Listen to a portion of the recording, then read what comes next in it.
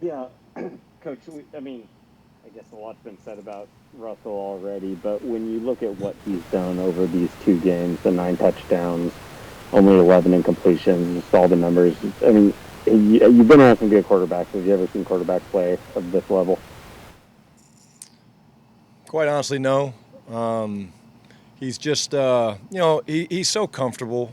It starts obviously with his work ethic. I mean, John, the guy's a nonstop worker. And again, sometimes that doesn't get talked about enough. I mean, the guy's a tireless worker with just his preparation in the classroom, the way he takes care of his body, the way he just studies film and is always looking at ideas and studying things is amazing. But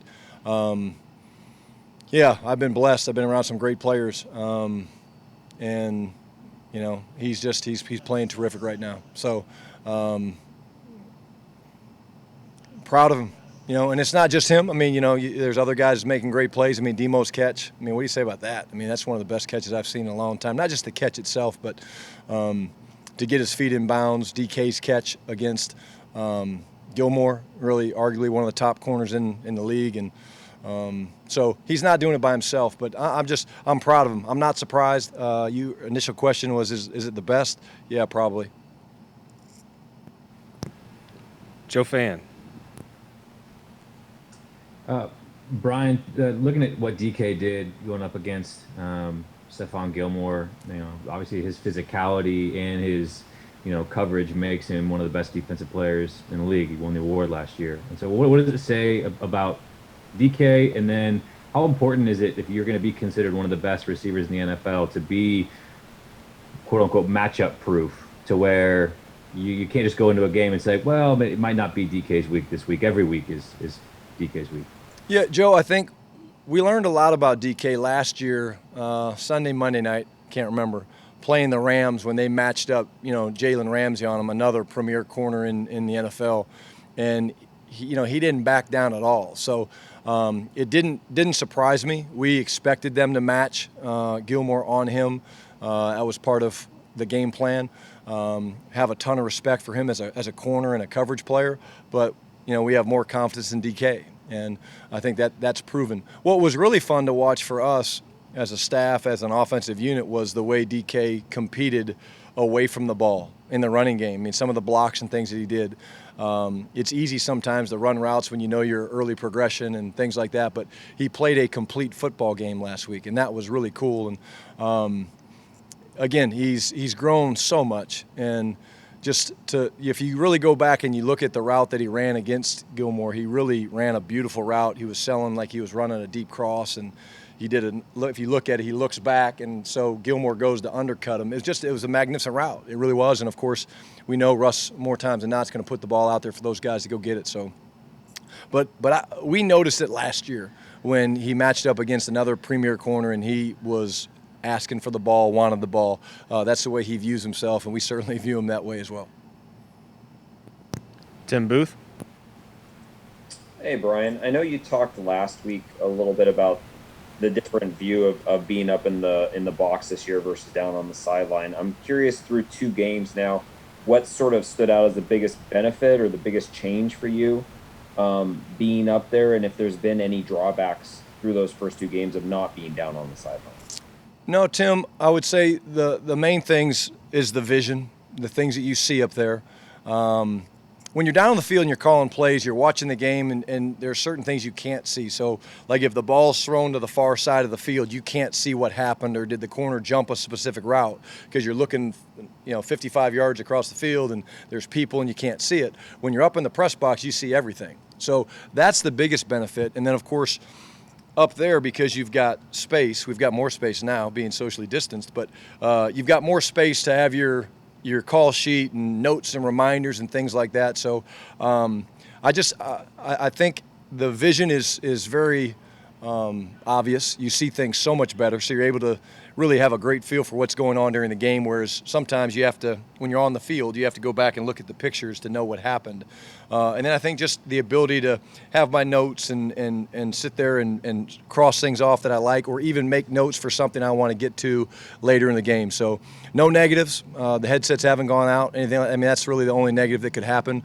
If that did happen, obviously Russ would take it and go, and we wouldn't miss a beat while we got it up and running. Jackie. Hey, Shotty, just I'm curious what you see from this Cowboys defense. What stands out to you when you look at them? Jackie, I would start with the edge players. You know, Aldon Smith playing at a really, really high level. DeMarcus Lawrence is a great, great player. They go out, they get Everson Griffin. So those guys are really, really good players. Jalen Smith's playing at a really high level right now. They're beat up a little bit in the secondary, but they play hard. They do a really nice job contesting balls and playing the ball not only through the air but to the tuck. So I think they do a nice job with that. And they're doing what they do. And so they're mixing their coverages really well. But as those two edge or three edge players get going is kind of is when you sense them playing their best level of football. So I think they're really a really good group. I really do. And it'll be a fun matchup for us. Jen. Freddie Swain talked this week about one of the things he learned from DK and Tyler was to be decisive in whatever route he was running. How does that help Freddie, and then how does that help Russ?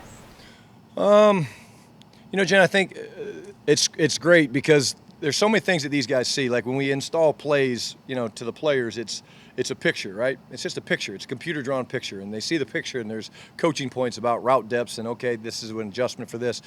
But when you actually go and play, there's literally people in front of you that are making you do different things. So I think it's great advice for a young player, especially a player that's as smart as Freddie. Sometimes the smart players tend to overthink things.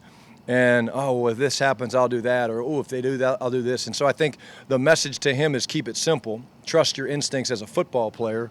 And I think it's great advice. He's really done a great job picking things up. It was great to see him. He got the catch against Atlanta, but then to get the one last game was great to see. Not only him, but the excitement that the guys had for him catching that touchdown going in. Curtis.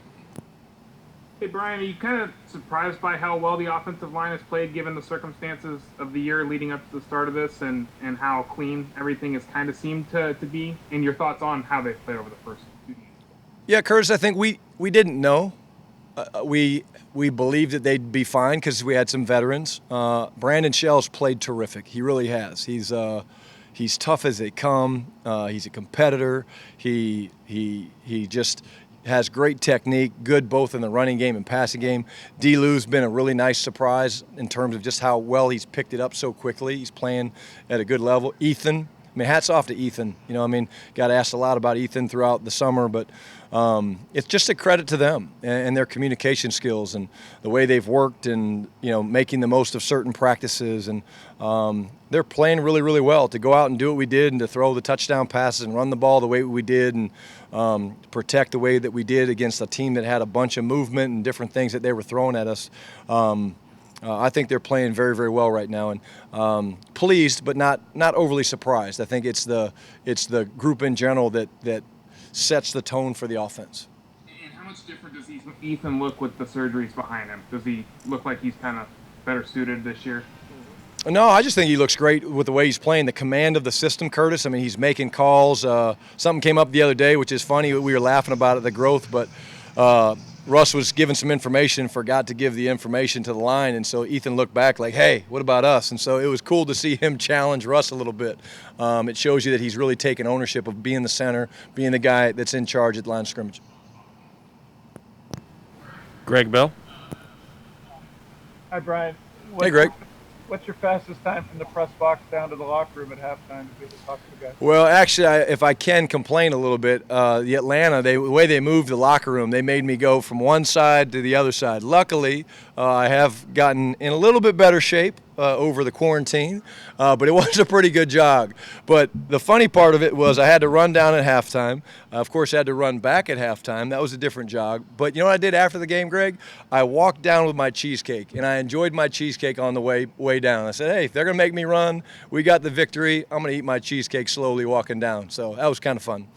I'm joking, but how much time do you actually have to talk now that you're not on the field? What are you sacrificing in halftime talk, and is that a big deal? And maybe is that something you would do with Russell Wilson where you wouldn't do with a rookie quarterback? No, I mean, we have to be efficient with our time because you do have to leave earlier. It all depends sometimes whether we are getting the ball to start the second half. You have to get up there even quicker. If for some reason we're kicking off, you have a little bit more time.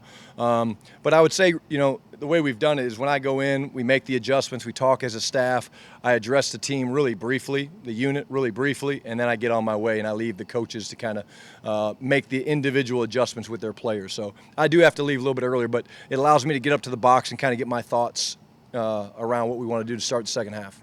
Are you talking like 5 minutes, or how much do you get? Yeah, normally I leave with about five or 6 minutes left and head up. Thank you, sir. Brady.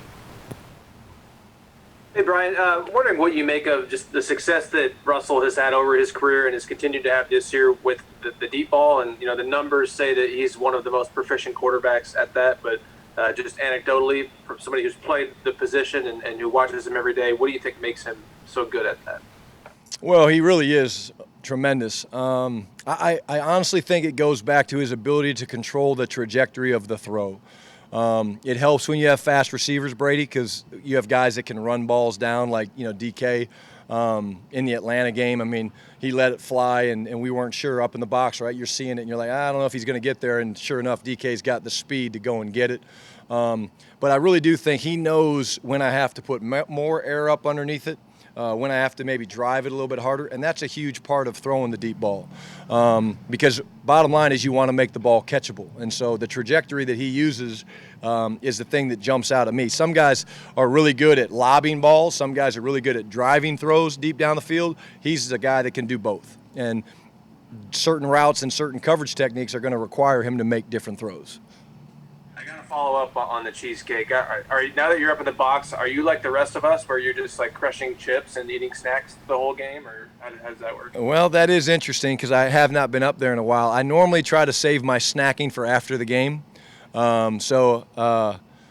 Somebody actually put a hot dog at halftime of our game here, maybe it was you guys, and I did not eat it until after the game was over.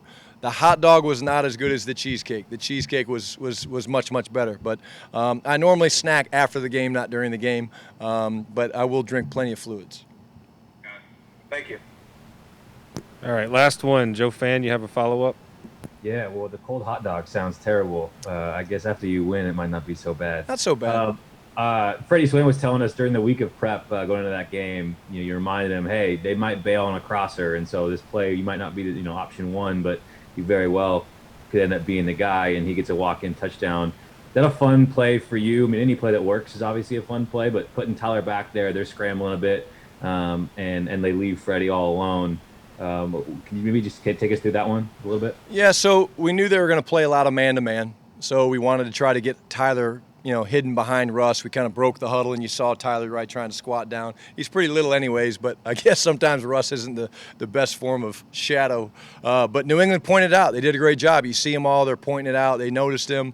And because we were going fast and they were trying to play man-to-man, when we free-released him out the backside of the formation, the corner that kind of got lost. He got lost because he felt Tyler coming, and then of course we were building some shallow crossing elements that made it hard for him to run through. But the funny thing about it, Joe, is really all week in practice we gave him multiple looks. Talking about Russ, we gave him multiple looks. The ball never went there, and so it just shows you that we build in progressions for the quarterback. You give him looks during the week to work. Okay, hey, Tyler got this one, Greg Olsen got that one, but that's one of those looks where it takes a quarterback that can process and read defenses and see what happens, and it made it to where it was an easy walk-in touchdown. So to your point, it's really cool to see that work, especially when it works maybe a little bit different than how you planned it.